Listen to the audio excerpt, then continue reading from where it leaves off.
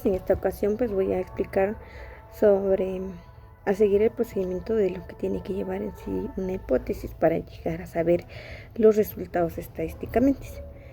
En esta ocasión pues cómo analizar mediante pruebas estadísticas las hipótesis planteadas.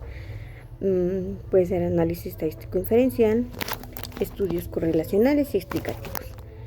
Se analizan a través de las hipótesis a la luz de los resultados o las respuestas que nosotros tengamos para poder aplicar las pruebas o nuestros métodos estadísticos a nuestros datos que nosotros ya tenemos en en alguna investigación científica que nosotros estemos realizando.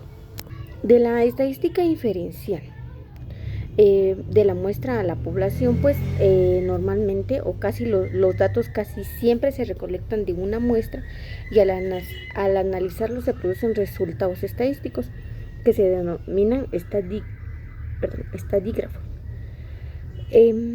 La media o la desviación estándar de la distribución de una muestra en una variable pues son estadígrafos. Están los parámetros, que estos pues regularmente no los calculamos porque no se recolectan datos de toda la población, pero pueden ser inferidos de los estadígrafos. De ahí sale el nombre, ¿verdad? Otro que tenemos es cuál es el nivel de significancia o significación. Dentro del nivel de significado o el nivel alfa, que puede ser X, el área es un nivel de probabilidad de equivocarlo, y los fijos antes de probar hipótesis pues de inferenciales se generan resultados. El nivel de significancia va de 0.05 y el nivel de significancia va de 0.01. A estos son los mismos para nosotros poder llegar a probar en sí las hipótesis inferenciales que nosotros tengamos. ¿Cómo mostramos esto? Pues se relacionen en sí como la distribución muestra en el nivel de significancia. Como les digo, pues tendría que tener un término de probabilidad de 0.5 y 0.01, y la distribución muestral también como una probabilidad al área total como de 100. Eso sería. Como les decía, pues también podemos cometer errores al probar hipótesis y realizar estadística inferencial. Los resultados posibles al probar hipótesis pueden ser aceptar una hipótesis verdadera, una decisión correcta; rechazar una hipótesis falsa, también una decisión correcta; aceptar una hipótesis falsa, conocida como error del tipo 2 o error alfa; y rechazar una hipótesis verdadera, conocida como error del tipo 1 o error alfa. Estos serían como los errores, dijeran, para poder cometernos a probar una hipótesis.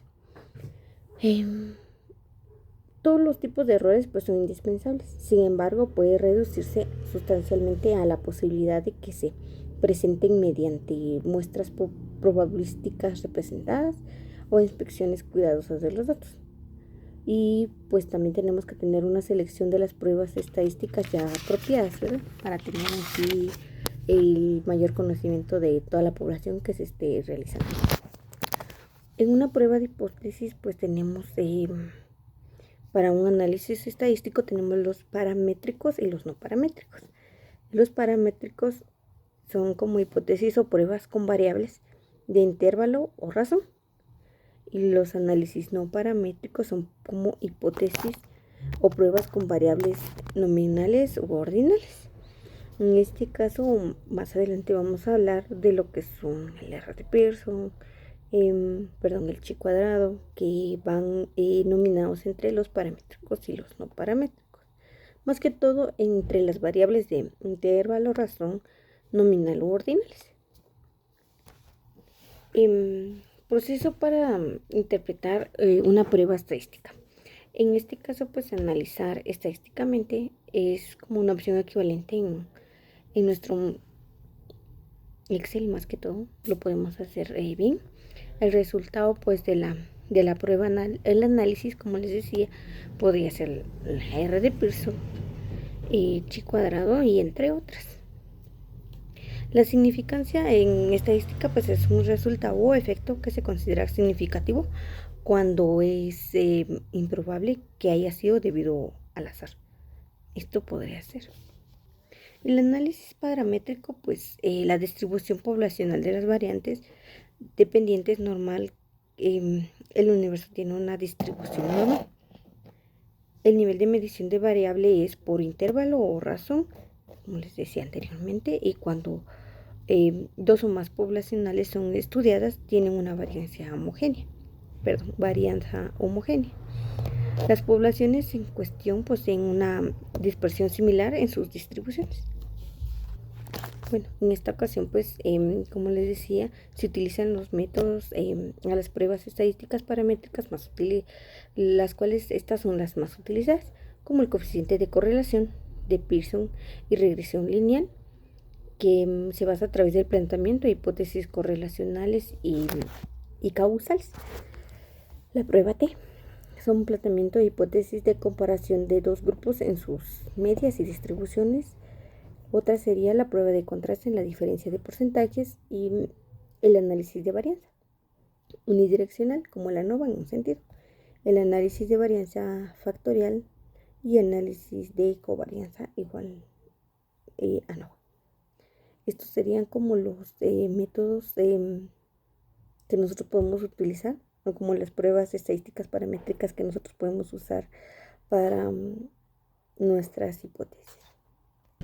El coeficiente de correlación, las hipótesis de investigación pues postulan que hay una relación significativa entre las variables y las hipótesis. Podrían ser nulas, que sí y que no, y la selección de prueba o coeficiente de correlación adecuada pues depende del nivel de medición de las variables asociadas. Cuando las variables son de intervalos o de razón, se utiliza frecuentemente el coeficiente de la correlación de Pearson. Con variables ordinales de múltiples rangos, los coeficientes Kendall y Spearman. Y en el caso de las variables nominales ordinales, pues se utiliza el chi cuadrado. Los coeficientes tienen dos componentes, dirección ya sea positiva o negativa y su magnitud. Una correlación entre dos variables positiva, digamos X y Y, significa que si una variable aumenta, la otra también aumenta. Pero una correlación negativa implica que si una vez la variable se incrementa, la otra disminuye. Que si X sube, Y es la menor. Los coeficientes pueden variar de menos 1.0 a 1.0, donde menos 1.0 es igual a correlación negativa perfecta, menos 0.90 correlación negativa muy fuerte, 0.75 correlación negativa considerable, 0.50 correlación negativa media o moderada y menos 0.25 correlación negativa muy débil, menos 0.10 correlación negativa insignificante y 0.00, pues en esta no existe correlación alguna entre las variables. Tenemos ya la 0.10, que es la correlación positiva insignificante, y la 0.25, correlación positiva muy débil, 0.40, correlación positiva débil, 0.50, correlación positiva media o moderada, 0.60, correlación positiva aceptable, 0.75 correlación positiva considerable, 0.80 correlación positiva fuerte y 0.90 correlación positiva muy fuerte. Y la 1.00 es la correlación positiva perfecta. En este caso, pues a través de los coeficientes, pues podemos ver qué tipo de correlación podemos nosotros llegar a tener entre una correlación negativa perfecta o una correlación positiva perfecta. Y cuando es 0.00, pues en esta no existe alguna correlación entre las variables. En este caso la correlación, pues a pesar de que